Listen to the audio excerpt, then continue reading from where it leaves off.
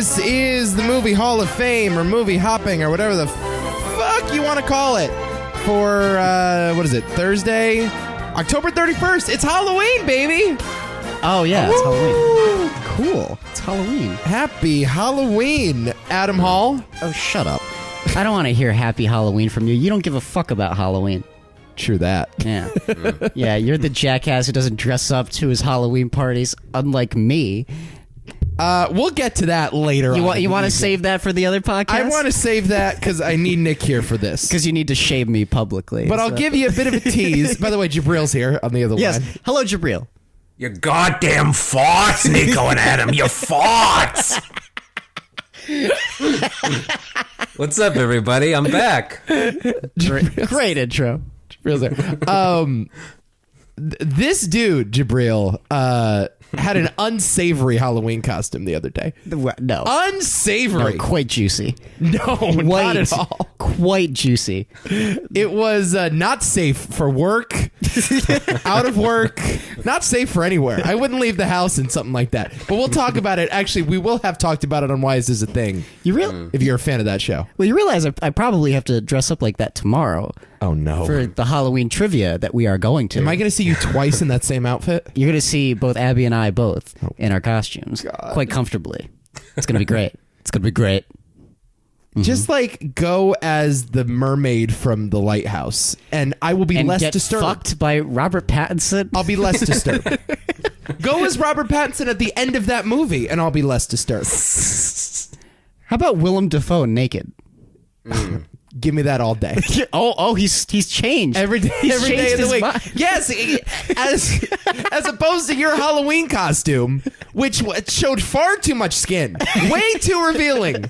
Again, this is just a tease. You can hear all about it on Why Is This a Thing. So listen up to that, Jibreel, when the time comes. Okay, Yeah. you'll love it. Okay. Looking forward to it. All right, we need to talk about this movie called The Lighthouse. Yes. This was one that we were very excited for, especially Jibreel. I feel like you were pounding the drum on the hype train more than any of us. Yeah, it's right up my alley. It's weird. It's black and white. It's fucking off the wall. Yeah. My thing. Hey, mine too, by the way. Let's not forget about me here. Yes, that's true. Yeah. Is it a Nico thing? We'll find out. Well, Yeah, we'll find out soon enough. But anyway, you've seen it twice, right, Jibreel? I have. My first screening was terrible because people were on their phones and the sound got muffled halfway through. So that sucks. yeah, he was telling me all about this. So you said, I got to go in for seconds. Yes. Well, where were you? Were you at the AMC? No, I- that's an out. I always think everyone goes to the AMC, Right. Because we're all so close to that. But It's like the local watering hole over here. but you're like way out of the way, so you went somewhere. I am. Yeah, I different. went to the bow tie in Trumbull. So Okay. it's not that far from me. Yeah. Gotcha. Yeah, that's a problem. See, AMC does this thing called the AMC Artisan Collection. Do you ever see those posters? No. And it's like, here's an artisan presentation of The Lighthouse. And it's supposed to be like little idiosyncratic independent movies. And that to me just totally went out the window when I saw Todd Phillips, the Joker, an AMC artisan production. It's like, bro, this movie made $500 million this week. You're not allowed to be like, oh, look how arty and experimental we are. But it won the Golden Lion, Nico. It's so dumb. Have I mentioned I've cooled off a lot on the Joker lately? That's fine. I've cooled off. That's good. Sorry. Nothing wrong with that. What do you mean cooled off? Like you don't like it? Not that I don't like it, but I've become the devil's advocate in the room for the Joker. So you're the one like who will be like, okay, it's good, but it's like me with the Dark Knight. Right. Right. There it is. Yes, that's where we are. Okay. I acknowledge You're not Joe Rogan calling it brilliant. But I saw him call it brilliant. Joe Rogan would call Joker brilliant, wouldn't he? He would. All right. I love Joe Rogan as much as the next guy, but that's a dude that has not like really grappled with his perception of masculinity. You know, which is I think why Joker worked for him so well, because it's just like, yeah, it's gritty and violent, and We fuck do live in a society. society. Yes. Yeah, we do indeed live in a society. What I realize is the one theme of Joker is, quote, we live in a society, and that's about all the movie has to say about that. Yeah. Maybe. And that's just frustrating. I don't know.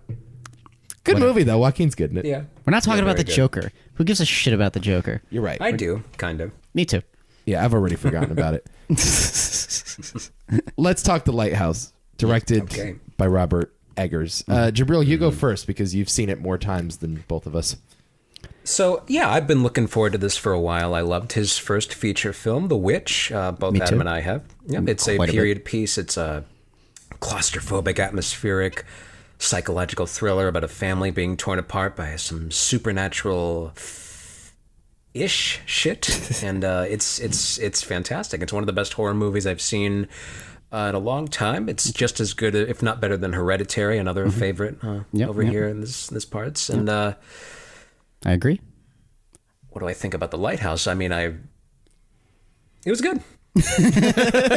Unfortunately, it did not meet my expectations. I think my expectations were a bit too high. I really enjoyed it, and I'm looking forward to seeing it a third time on home release. But I overall thought it was good. Things that I loved about it, but overall I thought it was good. And I can't wait to see what Eggers does next. Oh God, me too. Yeah, similar experience. I mean, I'm obviously still stewing on it quite a bit. And I don't think I'm going to be done stewing on it for quite a while. I think The Witch is a masterpiece. I really love The Witch. And so I was obviously pretty much just as excited for this. Similar level of expectations, though. Like, I feel like I was overhyped for this thing. And I walked out of it like, You maybe could have done even more. There's a lot of we could have gone a little further than this. That wasn't fully.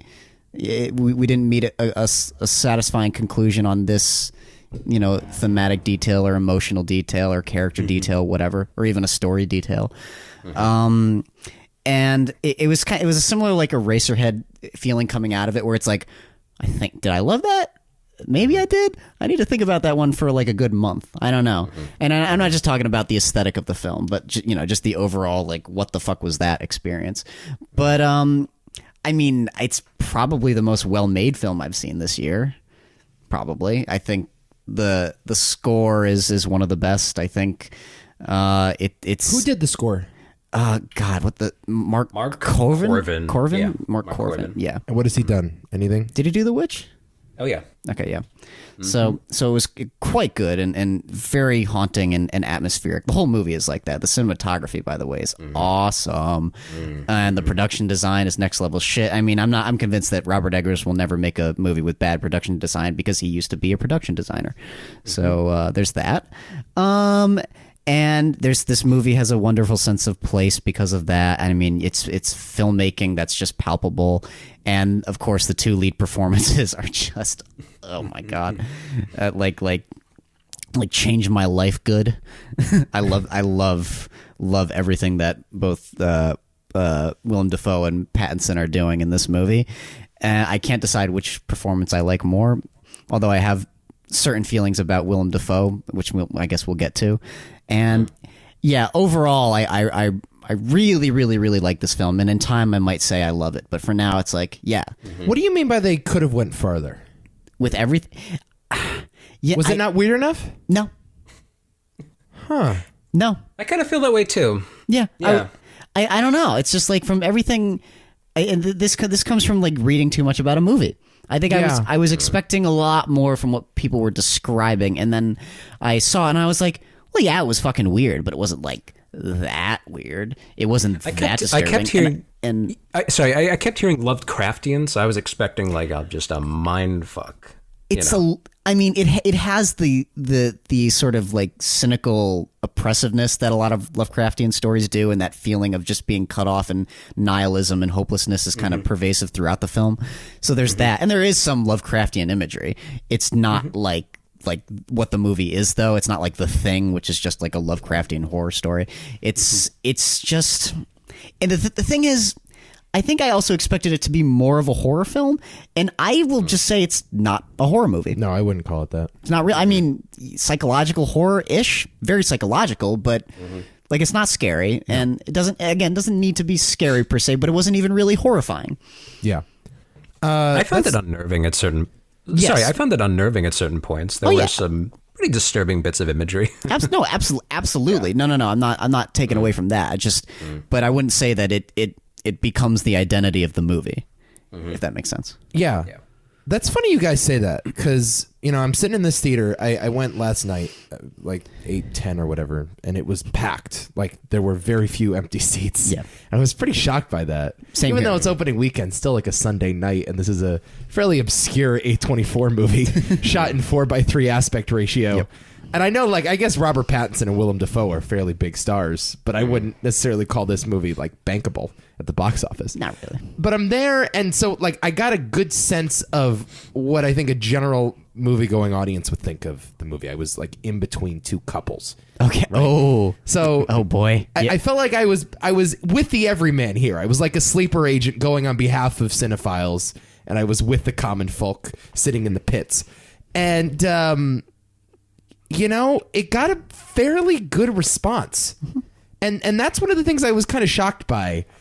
As I was hearing the chatter walking out of the theater, and as I was in the bathroom hearing people talk about it afterwards, everyone fairly understood the movie. You know what I mean? Okay. It wasn't like, what the hell was that? What does that ending mean? It was like, oh yeah, this is a psychological thriller about a guy going crazy and his perception of time getting skewed, and an older sort of messianic figure or God figure screwing with his perception of time and turning him into a slave. And, although the actual symbolism and imagery is kind of ambiguous, it's a fairly straightforward story about two guys on an island together. Yes. That's one of the things I was shocked by, is that, yeah, it's kind of like Eraserhead, but not really. Well, that's what I man. was saying too. Yeah, it is and it isn't. Not really. Yeah. Stylistically, it's like Eraserhead. But from a plot level, I mean, it's kind of a straightforward character study. Yes. Point number 2 I want to make. I fucking adore this movie. Good. Hey. I love it. I absolutely loved it. And it's not necessarily because of its ambition and scope and the overwrought imagery and all the allusions to Greek mythology and all the subtext. It's not necessarily that. I just had a great time watching it. Yeah. I had a really good time in the theater. Oh, yeah. And I suppose I wasn't supposed to have that experience. I mean, I don't know what Egger's point of view was, but I did hear him in an interview this week talking about the writing of the movie and the filming of the movie. And he made a very explicit point in the interview to say, I'm not just some crazy guy in a laboratory by myself concocting my own creation for no one to enjoy. I actually make movies for the purposes of entertaining people. And my intention here was not to weird people out and confuse them and present them this experimental piece that's supposed to, challenge all preconceived notions of cinema. I'm still trying to make an entertaining movie here. I'm just doing it in my way. And I found myself sitting there having a pretty traditional movie-going experience during The Lighthouse, despite its weird style and weird cinematography and weird aspect ratio. Yeah. I just thought it was a pretty entertaining psychological thriller with some really fun performances and some lively direction and an awesome script. Yeah. And I guess my one review of The Lighthouse is, as weird and as unconventional as it is, the experience of watching it was still very conventional. Sure. And that's why it's one of my favorite movies of the year. I really enjoyed this movie a lot. Yep. And I'm excited to talk about it some more. I think I even liked it more than you two did. I think you did. Well, it's weird you say it because it's my favorite movie of the year. Yeah. By far. But I knew you were going to like it. Yeah. I even told you because you did say that. Almost immediately. There's just something about it. I'm just like, yeah, no, I think he will like this movie. And a lot of that is, I think, driven by those performances. Yeah. And just seeing how those characters kind of twist and shape throughout the movie.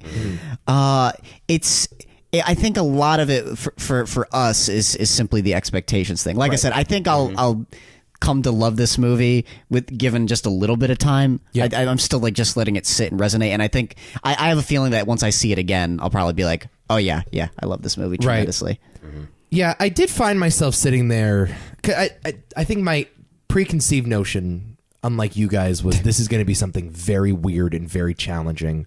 And it may feel like homework on first viewing, but as you revisit it, you'll sort of warm up to it more. I was happy they didn't go weirder.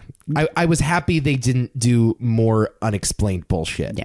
I was happy that there wasn't overwrought imagery to the point where I can't even understand what's happening. Yep. I feel like if it was too experimental, which A24 occasionally does. I love A24. I think they're doing the Lord's work on a consistent basis. Yep.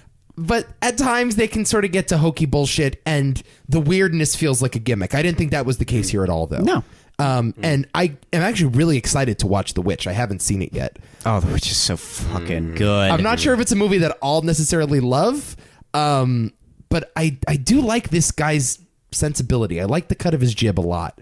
Yeah. And I like how immersed he gets in the history and the dialect and the style. Yep. It's like it's such a clear world that he's created for himself. I agree. And the attention to detail of just the production design of the Lighthouse, but also like the word choices in the script. Where Willem Dafoe slurs his R's, he uses the word ye instead of you, and everything is just so meticulously constructed. I love that shit, man. I love when a guy just dives deep into a world and a sense of place. Man, I have very little bad to say about this movie, really. I really do. I liked it a lot. It's funny you say that about the script, too, because the thing that I was more impressed by than anything, the fact that he can write that dialogue to begin with, but also that he can write it in a way where he feels like he himself is like lived in that dialect. Right. Like it just feels so natural, and it just like kind of flows out of him in that way. And you wouldn't have I think while I was watching it, I was actually acutely aware of that. Yeah. Where it's like, how do you write this like it's as if it's Tarantino? Sure. You know what I mean? Like in the way that Tarantino just like writes this quippy, fun, fast dialogue, but just translate that to someone in the 1900s who's a sailor. Because like, I think it's 1800s, right? It's even further back. Yeah. But yeah, it's basically another language that you're writing in. Exactly. Right? Exactly. It's as if like you had to learn, you have 3 months, go to the library, study up on your Spanish, and write a 90-minute script out of it. You wouldn't be able to do that. Hell no. And that's basically what he's doing here. He has to learn the rhythms and the dialects and the pronunciations of the time. That's really hard. But again, this guy, and I've seen this in interviews with him as well, is really into the research. Yes. He loves that shit. For him, it's not about just reaching into the orifices of his brain and pulling out this totally unique creation. Like, he enjoys the history and he wants to make it period accurate, and that to him is where the creativity comes from. You will get that through and through with The Witch too. It's very similar. Yeah, very similar. So I don't understand, number one, how he's able to go so far deep into the period, but also to make it really funny. That's the thing that I think was the other thing that I knew was going to sway you, is that it's unexpectedly like kind of hilarious. Oh yeah, like it's a very funny movie, and I was laughing through a lot of it, which I didn't expect. I really did not expect it to go there. And it's one reviewer, I don't remember who said it, but he was surprised by the fact that Robert Eggers is this like ambitious masterclass filmmaker making this really new and interesting work, but he's not opposed to doing something like a fart joke. Sure. And it works. A lot of fart jokes. Oh yeah. Oh yeah. Some of our favorite parts.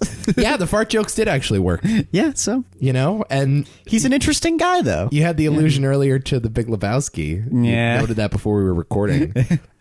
When Robert Pattinson goes and empties the can of shit and throws it out into the sea, and then it flies right back in his face. And he just screams. Like Donnie's ashes at the end of Big Lebowski. Yeah, there's a lot of pretty broad comedy in this. Yeah. What'd you think of the comedy, Jibreel? Did you find it as funny as we did? No.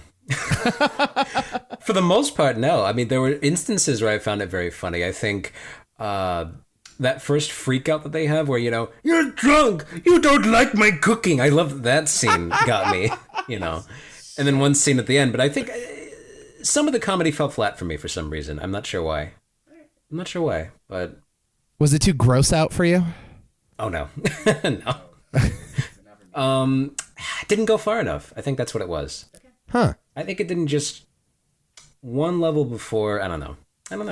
But, this first scene where they're freaking out, you don't like my cooking, you're drunk!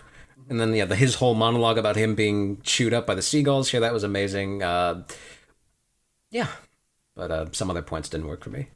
Yeah, that scene just pumped that into my veins. Let Poseidon strike down upon ye! I'm going to be quoting that for the rest of my life, dude. Can we just talk about Willem Dafoe? Yes. Can we? I was saying this to Jibreel. He doesn't seem to agree with me, but I texted him and I'm like, I think Brad Pitt just lost his Oscar. Oh, that's not true. That I kind of wish it was. That's not true. The only reason why I kind of agree is because it's hard to imagine the Academy giving the award, but I think he's so much better than Brad Pitt in every way in this movie. Well, I mean, I don't know about so much better. I think it's even remotely close. He's kind of the lead though, isn't he? In this, No. You'd call him supporting? No, it's Pattinson. Yeah, absolutely. Okay, because I mean, they credit both of them in that. You know how they do that stylistic thing in credits where they put one name in the upper right hand corner and one name in the lower left hand corner, and that's supposed to be like they're both equal. They don't want to give someone top billing over the other one. He's amazing in this. Yes. This is one of my favorite Willem Dafoe performances ever, and I don't know what even comes close. And you're not even a big fan of him, right, Nico? I heard you're not. No, he's amazing. He's fucking fantastic in this. Yeah. That's one thing I have to criticize is Pattinson's accent. Overall, I think he's very good. He sounded. I couldn't tell his regional accent. Either he's from the East Coast or he's from Massachusetts. Sometimes he sounded a bit like Daniel Plainview, like Daniel Plainville Jr. Mm-hmm. Like when he says, Eli, your farts, you smell like rotten dick. He sounds a bit like Daniel Plainville. Sounds a bit like Daniel Plainville Jr. and that kind of. I've heard that before. It's so funny you say that. That people have been like, yeah, his performance is very Daniel Day-Lewis and There Will Be Blood, which is interesting. Yeah, it was also kind of like a weird Boston thing. Like, yeah, he kind of sounded like he was out of The Departed too. Mm-hmm. I guess the thing is that I mean, yeah, the accent's a little. Probably funny. I mean, it's hard for me to say. I really don't know, but his performance is just awesome. Mm-hmm. Pattinson, yeah, Pattinson's really good. Yeah, he's great. Yeah, I think Dafoe for me, it's the flashier performance. He steals it. Mm-hmm. I do think though it's quite commendable. He's kind of just playing Captain Ahab here, but the movie has such a keen awareness for the tropes of Moby Dick and the tropes of like old pirate storytelling of like, "Arg me matey." The movie dovetails into that territory without quite going there. They even reference it though. Yeah, I think at one point, Pattinson at the end of the movie goes, "Enough with your Captain Ahab bullshit. I'm sick of it." It's just self-aware enough. Yes. It's just tongue-in-cheek enough. It's just over the top enough where I buy in. If they had gone one step further, I'm like, oh, Willem Dafoe is just playing Captain Ahab, and it's really cheesy and corny. This belongs in a parody film. This doesn't belong in a serious independent drama. But here, he steals every scene. Yeah, I agree. He's amazing. He wins every scene. That's kind of the point, though, oddly, of the film in a lot of ways, and why Robert Pattinson's character ends up getting so just utterly frustrated the entire time. Yeah, it's very. But again, this is another thing that great movies do so well is that they, I guess, they paint that descent into madness in a very convincing way. They don't just like jump head over heels into it. Yeah, it takes a lot of time and a lot of weird, kind of strange and personal moments, but then the conversations just add to that, and you see why he would have just been like, I can't stand being here anymore. I can't live with this guy anymore. And but then it gets even stranger with his similar obsession with the lighthouse. Yeah, and it's oddly relatable. Yeah, I find it very relatable. Like as if you've ever worked with people and wanted to do more than you were doing, but they just won't let you, or they don't care about it, or they're too obsessed with themselves to let you go a little further. Or, your supervisor's in the meeting in the boardroom, but you're not invited to the meeting. And it's like, what's happening behind closed doors that I'm not privy to? These people are playing with my livelihood, and I have no say in the matter. It drives you nuts. Yeah. It really does. For sure. So, that's definitely a workplace thing. I can relate to that for sure.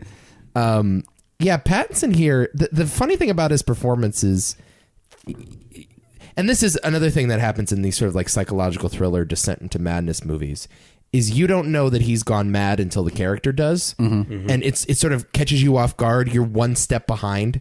So it's like, this happened in Joker. Yeah. The moment that Arthur Fleck went mad was sooner than you even saw it. Yeah. And the character similarly is not aware that he's going crazy until he's all the way gone. Well, that's the thing, is that he's basically crazy the entire time, right? And you're kind of thrust into it. And I mean, it's like, thinking about it now, it's like, oh yeah, it makes perfect sense that he was crazy the whole time, right? But like, I think the movie wants you to believe that he goes crazy as soon as he let his coworker die by the logs, and he's just kind of been slowly building and building then for basically, I guess, since the event. And it's expressed pretty early on when he has that hallucination with the logs in the ocean. Yeah, and you have no idea what that is until finally he's kind of broken up enough to tell that story. Didn't they imply that he murdered that man? Yeah, that was the other thing. I wasn't sure if they implied, like, what did he do specifically again? I thought it was implied that he wanted to murder him, but he ended up just getting crushed by the logs anyway. Okay, yeah. All right. Yeah, I think, I'm not sure. Okay, and he stole his identity. Yes. Yeah. He was like, this guy's going to work in a lighthouse. Sounds like a good life for me, so I'll just assume his identity. And Don Draper-esque. Spoiler alert for those who haven't seen Mad Men. Well, thank you. Yeah, you learned that pretty early. It's fine. What did you guys think of the pet play in this movie? The pet play fetish. He's obsessed with this. Why are you obsessed with it? It's not. Why wouldn't you be? Yeah, that's a good point. You didn't know what it was. You didn't know that was a thing until I told you. Yeah. Right, Nico? You would. Pet play? That's a fetish. You don't know that? I did not know the terminology, but I assumed that. Yeah. I'm sure some guys get off to treating other people as dogs. Yeah, that happens in the movie. Kind of. Yeah. You know. That's one of the scenes that fell flat for me. Really?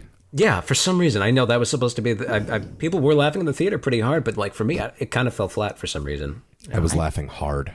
It was again, like, weird mixture of tone that for me worked. It was funny and bizarre and a little creepy at the same time. It was like, what is he gonna do? Oh, he's burying him alive. Okay. And then when he's throwing dirt into his mouth and just like, ugh. Man, Defoe is a trooper for that scene. Yeah. Huh? Oh my God, yeah. Imagine I'm Willem Dafoe. I played Jesus Christ in a movie. And now they're throwing dirt on my face. Not that much different. That's a good point. Yeah. I'm sure he's been through worse.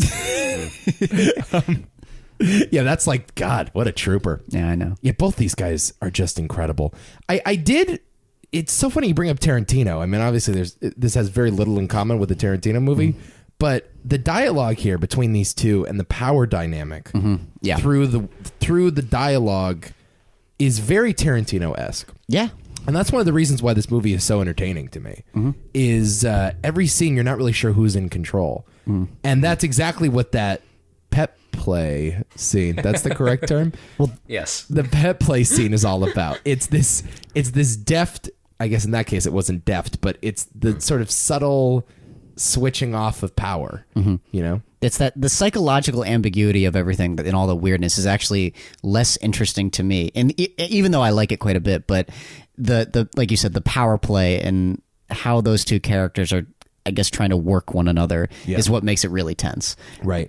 Where the film gets like striking and really, really eerie for me is, I guess, how they're trying to sort of oddly manipulate one another. Yeah. And I mean, one of my favorite scenes is when Willem Dafoe comes to find that speck on the floor. Right. And he's just yelling at him to just clean up this one tiny ass little speck and then clean it 10 times over. Yeah. And it's just like, if you don't do this, I'm going to cut your pay. And I'm just standing there just like defeated afterwards. And that's the entire movie in essence, just trying to one up the other person. Right. And it's again, it's just a scene where it's like, yeah, I've been Robert Pattinson there before. Sure. It's real deeply affecting for me personally. Right. And it kind of had me going crazy along with Robert Pattinson. And there's another point in the movie too, where I think it's towards the end, Defoe asks him, like, how long have we been on this island exactly? You know, has it been 2 days? Has it been 2 months? Has it been years? And, you know, what did you do to the boat? It doesn't at one point. And it's tough to know, is this just Pattinson's illusions? Is this just him slipping into madness? Or is Defoe actively participating in his descent into madness? You don't know. Or are they both experiencing the same delusions at the same time? There's all this interesting ambiguity here, but it's all character motivated. It all comes out of these two people and their relationship with one another. Yep. It's not just weirdness. It's not just, oh, look, we're shooting it 4x3. Oh, look at the tentacles in the lighthouse. Like, all that stuff I could give or take. The shit with the mermaid. Yeah, that's what I'm saying. All totally fine. I'd never want to see a mermaid vagina again. I think I've seen one too many of those in my life.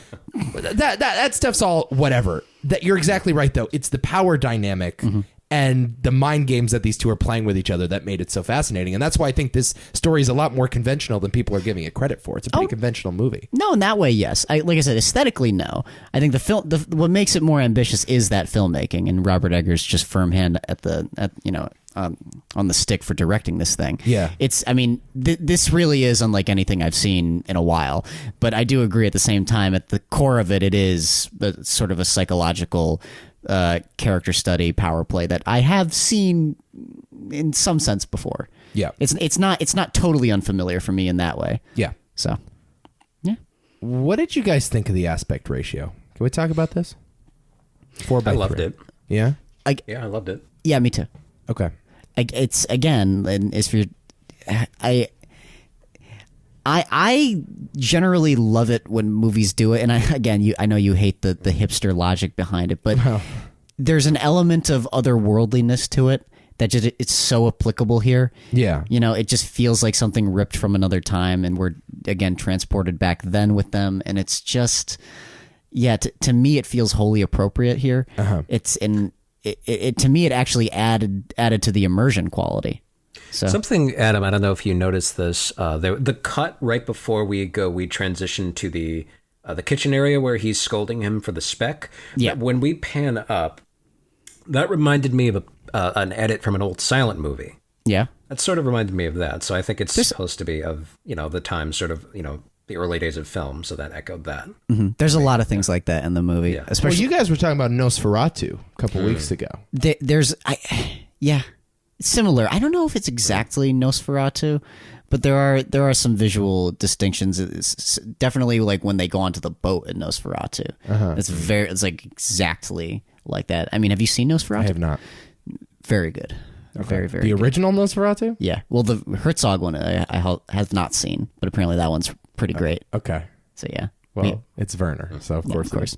Yeah, I think in general, my one complaint with this 4:3 is that it's being overused as sort of like hipster shorthand. I know. That's the thing. And not necessarily that it can't be used well, but do all of these movies have to be 4:3? What other films are 4:3 like this? A24, I feel like every other movie's in 4:3. They did A Ghost Story, they did mid-90s 4:3, which I like, by the way. I just saw it this week. Mid-90s pretty good. But First Reformed, they did 4:3. Yes. Obviously, Grand Budapest Hotel was done in 4:3. It's this new emerging trend, which is like, hey, let's show less of the picture, not more of it. And look, on the surface, that can be used very effectively. In First Reformed, I think it was used brilliantly. Yes. Because that's a movie about restricted narrative and about unreliable narrators. And it's all done in the foreground. And you don't want to cloud the screen up with too much distraction. I think you can say a similar thing about Lighthouse. It's a condensed story.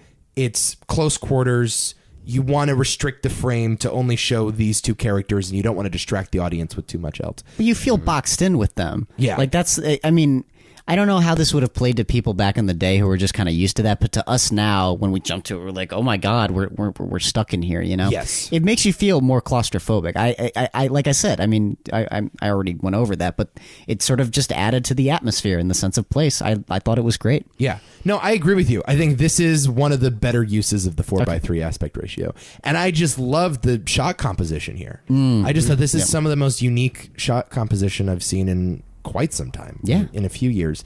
And that's another one of like the perks of the 4:3 is the way that you construct a shot. You don't have to worry about landscapes as much. You don't have to worry about extra detail. You don't have to worry about the rule of thirds. Yeah. You can just set it in this box, and it's almost like you're taking a photograph, like on an old Polaroid. And Yeah, I agree. once you change the rules like that, you have to catch up with your creativity. You have to use certain tricks and take shortcuts, and creativity always comes from restriction, and that's one of the interesting things about this movie. Could not agree more. I could not see it now as a widescreen movie. It has to be 4:3. Yep, I agree. And that's the important thing. Mid-90s, could have gone wide on that. I had that thought. I was like, why does that one need to be Right. a 4x3. Grand Budapest Hotel, same thing. That's just like, oh, Wes Anderson, I'm so quirky. No, but that one makes sense to me for similar reasons where it's setting a certain time and place. It's not just 4x3 with that movie. That movie changes from 3 different aspect ratios to give a sense of, like, I think it's the 90s, 70s, or 60s or something like that, all the way back into the point in time where Ray finds his character. But it's all at the beginning, though. They do that in like 10 minutes. Yeah, that's then fine. Most of the movie is in the 4x3. Again, well, then they go back to it at the end. Yeah. So to me, it makes perfect sense. Yeah, I just hate that movie. I know you hate that. By the way, this movie has a fair number of Wes Anderson-esque shots. Like what? Like the scene where he's in that pipe and then he just sticks his head out, and then he climbs the top of it with the ladder. I'm just like, this is that's exactly a Wes Anderson shot. Good point. So you got me there. Pretty quirky. So,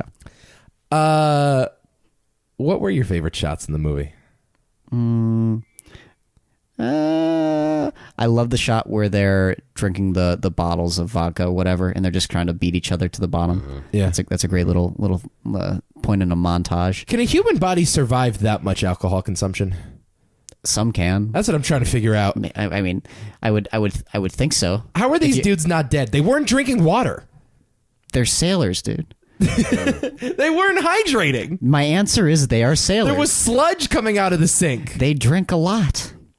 No, clearly they drink a lot, but like you got to have some carbs. You got to hydrate. Yeah. You got to get some water. There's water in there. It's not 100% alcohol.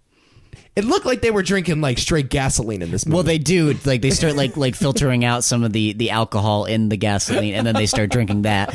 And Willem Dafoe's like, "Whoa!" At the very end, I'm just like, "Whoa, dude!" A baffling amount of alcohol consumption in this movie. That was so disgusting. My 2 favorite shots quickly is the pan up on the tower when we're seeing what's that called? The beacon. Weather.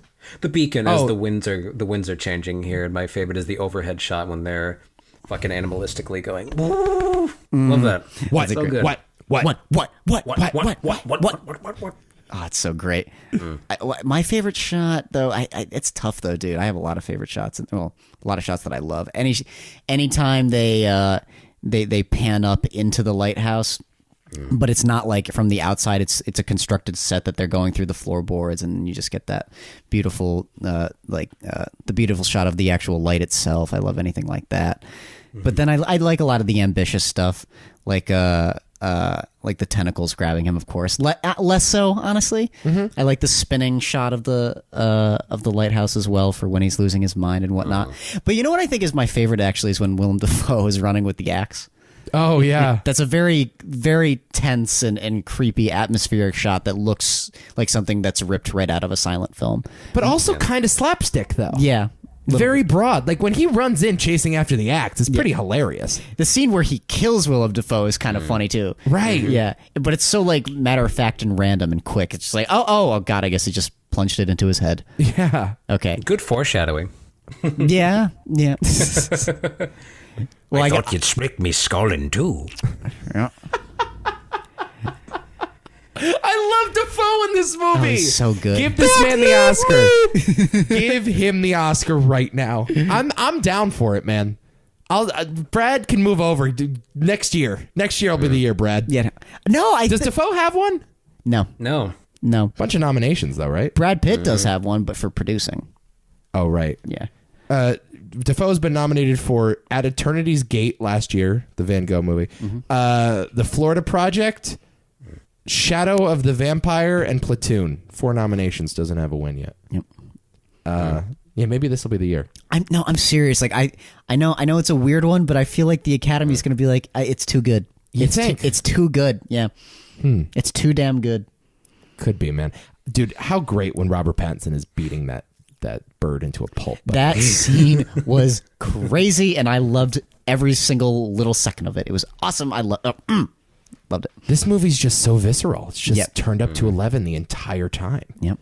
You know, that's what I love about it more than anything else is like it was a thrill ride for a pretty quiet movie that's very interior and very psychological and independent feeling. Like this was one of the more thrilling movies I've seen this year. Yeah. I think definitely the most thrilling movie I've seen this year. Well, it's also the editing pace. Yeah. There's a big, and I'm going to bring up a distinction. The editing pace in this is far more contemporary. I think that's why it actually feels more like a contemporary film, is because like Once Upon a Time in Hollywood and Blade Runner 2049 have very similar editing paces where you're not clapping a lot for every cut. Whereas this is like this. I mean, it really does move, like almost similarly to the way some action films move. It's very well paced. Yes. It's fast. Yes. It's very, very fast. And I think that because a lot of movies like this don't generally they don't move quite like that. They really hold on like these long takes for quite a bit of time, and different than Eraserhead, honestly, which has a lot of shots like that where it's just like one shot of Henry just sitting at his bed thinking about something. You know, it's not exactly. I don't know. It's a little more methodical, and this movie, for some reason, actually took the time to like make it more thrilling in that way. So yeah, not to say that Eraserhead or those other films are not thrilling, but they're thrilling in a very different way and for a very different means, I guess. Yes. So. Yeah. All right. I agree entirely. Yeah. How about that ending? Let's talk about it. Oh God. Love it. Yeah, I love the ending. Yeah. I think I love the ending. Yeah. So That was the funniest shot in the movie. Of him falling down the stairs. That's the scene where he's screaming is freaky Yeah. as hell to me. It is. Yeah. well, because they blow out the sound. Yeah, exactly. Yeah, blown out sound is terrifying, man. Because you never ever see it in movies. That's the other Yeah. thing. I haven't seen that in a long time. Well, Lynch does it quite a bit, actually. yeah. Lynch does like the super turned up volume. You can barely make out what they're hearing. A lot of bass. Yeah. Well, Lynch is brilliant in terms of sound design, too. Speaking of which, if I may make an aside, our boy got the Oscar last night. Hell yeah, he did. Who got the Oscar last? Lynch got like a creative Oh, it was Honorary an Oscar. honorary Oscar. Yeah, Yeah, yeah, that's yeah. right. I heard about that. There was a great picture online of Kyle MacLachlan and Laura Dern with David Lynch. Oh, MacLachlan tweeted out, and he was like, "So happy for my buddy Dave." Dave. what a weirdo. And David Lynch sent something to the effect of, it was like 10 seconds long. He says like, you know, I love, you have such interesting faces. Oh, I forgot. David Lynch is actually your dad, Jibreel. David Lynch is now in the room on the other line. Dave. Hi. So good to finally meet you. Hi, Dad. Thanks for coming in. You're quite welcome, son. I'm always here to help you with your little projects. Who are these two chuckle fucks you're talking to? Hey, Mr. Lynch, what did you think of the overuse of flatulence in the Lighthouse? Good answer. Oh, Dave. I did not know it could be so vulgar. I've had too many chimichangas today. David Lynch just put his ass in front of the microphone.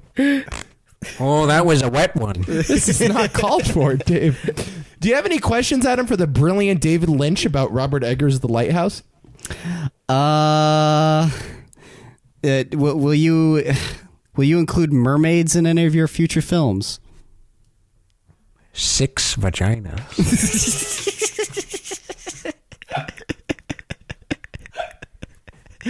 Why 6? That's a lot of vaginas. I have 9 dicks.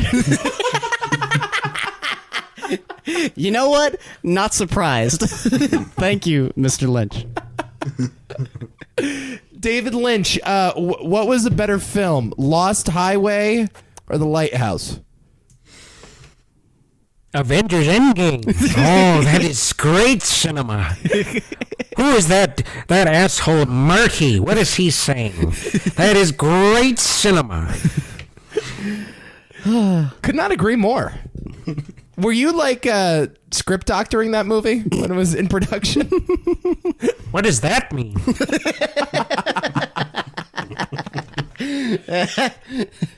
All right, thank you, Mr. Lynch. Goodbye. You've been great. Man, that was what a treat. Yeah, it's great to have him on every once in a while. What a Hey treat. guys, I'm back. What's up? Yeah, what a treat to be able to speak to a Hollywood legend. Thank God your father is on tour David Lynch, Jibreel. Yeah. Thank you, Dad. I love you. Is it? Wow, it's a very close relationship you guys have. That's nice. Too close. Too close. Unfettered access to David Lynch. Only here on Movie Hopping. Hey, Mr. Greek mythology guy. Oh, yeah. Tell us about this ending, because this was something I researched after the fact, and it became more clear. Oh, I picked up on it immediately because I love Greek mythology quite a bit, and it references Prometheus. Yeah. It references the myth of Prometheus and how I guess how he took fire from the gods and gave it to humanity, and then he was punished for that, and he was chained to rocks, and an eagle forever will come down and eat his organs. So that's the most basic version of that plot. I don't know quite how it connects to the lighthouse. I just know that the imagery is there. Yeah. So I don't know. What is the moral of the story in terms of Prometheus? Oh God. I mean, you could read it as, it doesn't matter, how great your intentions are, you could still be punished for doing something wonderful. Is that anywhere close to the moral of the lighthouse? I don't know. Probably what I mean? not. I mean, because the lighthouse is. Oh God, deciphering the general moral of this movie is a little more complicated, in my opinion. Because I feel like the story of Greek myths usually have like one clear point that they're making for every single thing that they do, and they're not complicated. They're not the hardest things to decipher. In some instances, they flat out tell you. Right. Whereas, I mean, this was almost like. I mean, like I said, the imagery's there. I'm just trying to understand how it stacks up next to, I guess, what the movie's about. Because again, I didn't on first glance, I didn't think that the story of Prometheus connected with what was going on in this movie. Because I mean, his relationship towards Robert Pattinson's relationship towards Willem Dafoe is not at all like the relationship between like Prometheus and Zeus, for example, or Poseidon, or anything like that. It's very different. Well, you also get the sense that Robert Pattinson gave into temptation going to get that light in the lighthouse, which is like you could whatever that Pulp Fiction glowing item was in there. It's like the story of Icarus, right? And flying too close to the sun and that kind of thing. Yeah, it was more that Prometheus. Getting knowledge for the betterment of mankind is kind of a noble task, and I didn't sense that what Robert Pattinson was doing at the end of that movie was noble by any means. No, he was sort of acting in spite of God. It's very selfish. Yeah. Yes, and was like, "Fuck you, Dad / God / boss." And that's where I connected it to Icarus. Yeah. And it could just be an example of Robert Eggers just blending stories for whatever feels right and giving him what he deserves. It's like, Icarus deserved more than just to burn alive. He needs to have his organs being eaten out by birds and whatnot. Yeah. So I'll blend that with the story of Prometheus and whatnot. Yeah. Because I guess maybe it's somewhat applicable, but it's not really the meat of the story or the heart. Yeah. There's a lot of stuff going on here. Yeah. I think it's a treatise on the 1%. Oh, yeah? Haves and have-nots. Yeah? Is that what it is? Here he is, the social justice warrior of the group. Yeah, we needed him. Fine, go ahead. Tell me about why Bernie Sanders should be president. Tell me more. Shouldn't. Okay. Is that a David Lynch take, or is that yours uniquely? I don't know anymore. I wonder what you think. No, I mean, I think it's just the hubris of man, and how we're all fucked. I mean, I don't know if that's entirely it, but that's the general sort of idea, I think. Right. It could. I mean, it could be that simple. I don't know. Well, I just think it's Probably about. not. I think it's more about men than anything else. I think it's about like men's unseeming impulses and like what they're willing to do to like satisfy their sexual pleasure and their quest for power and their quest for knowledge and their quest for escape. I mean, like Robert Pattinson is a sexually repressed dude that's like masturbating to wooden figurines. Exactly. And that lighthouse is this alluring object that he says he can't have, so of course he wants it more because Willem Dafoe says you can't have it, and he wants power over Dafoe and he wants pay, and he all this shit that men just instinctively want, and you put them in these close quarters, and this is what happens. And also the need to escape, too, through booze. Yeah. I definitely got that though, especially the power struggle. Yeah. like just trying to have something on this island that's yours, even if that means belittling the guy next to you. Yeah. Which I thought was very interesting, and ultimately, if you let that get the better of you, where that could lead. So I like that a lot, and I definitely like the escapism aspect to it, because those two themes to me were the most prominent, and that's kind of what kept me going more so than even the folly of man. But well, maybe the folly of man, but not in the way that I expected, I suppose. Yeah. So yeah. All right.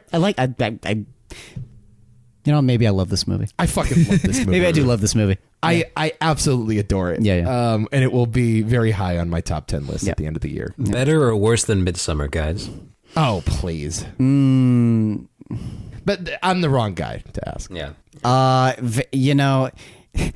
want to like actually sit down and like listen to the audio recordings of the interview that Robert Eggers had with Ari Aster. Oh, really? They did one? Yeah. They talked the about A24 podcast. Yep. Oh, awesome. Great show. A24 pod is very good. They've had some awesome conversations on there. I need to do that. They had like a conversation about like their love for Bergman. So I would love to go back and look at that. But Watch some Bergman, Nico. Okay. You haven't seen any Bergman? I have. Well, I mean, I know about what's the chess one. Oh, Seventh Seal. Have you seen that? I know, but I like know the illusions and everything. Like I know Bergman without having seen any Bergman. Okay. But I guess I actually need to dig in and start doing it. See that? And Wild Strawberries and Yeah. Persona Yeah. and a few others. Also, I know like Eggers was heavily inspired by who is it? Tchaikovsky. Tarkovsky. Tchaikovsky. Tchaikovsky. Close. They're all Russian. They're all the same, man. It might as well be Facebook bots. They all have the same name. I know, like he did like Stalker, right? That was like his stuff. Yeah. Which I wanted to do for 1979, but you refused. Ooh. One of these days we'll do it. Don't worry about it. Well, whatever. Whatever. So yeah, he's really into that. He's Russian though, but he's into like the sort of foreign absurdism, expressionism. Tarkovsky? Yeah. It's surrealist expressionism more than anything. Maybe not so much with like Andrei Rublev, but like definitely with Solaris, definitely with Stalker. Okay. Oh yeah. Yeah. So all that stuff. That's certainly a blind spot for me, but maybe I'll start like digging into it. You'd hate it. Okay. No, like there's no. I loved this though. I really liked this movie a lot. No, there's like 2 cuts in a Tarkovsky film.